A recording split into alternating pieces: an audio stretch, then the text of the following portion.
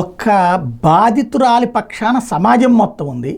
కానీ మమతా బెనర్జీ డబ్బుల పక్షాన పదుల సంఖ్యలో ఉన్నారు.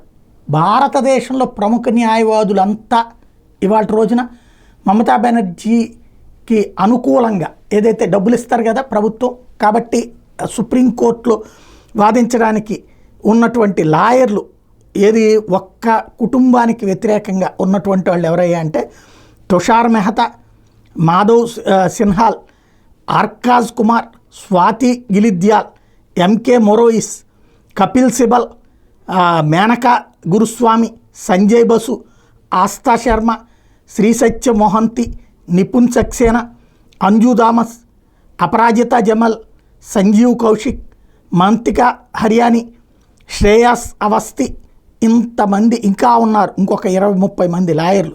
ఒక్కొక్కళ్ళకి 15 లక్షల నుండి 25 లక్షల రూపాయలు మినిమం, మ్యాక్సిమం ₹1 కోటి ఒక అపీరెన్స్కి అయ్యేటటువంటిది మమతా బెనర్జీ ప్రభుత్వం ఖర్చు పెట్టుకుని ఏదైతే సిబిఐ దర్యాప్తు వద్దని సుప్రీంకోర్టులో వాదనలు వినిపిస్తోందంటే ఏ స్థాయి వ్యవహారాలని కంట్రోల్లో పెట్టాలని ప్రయత్నిస్తోంది, ఎందుకు అంతగా భయపడుతోంది అన్నదే అర్థం కావాల్సి ఉంది.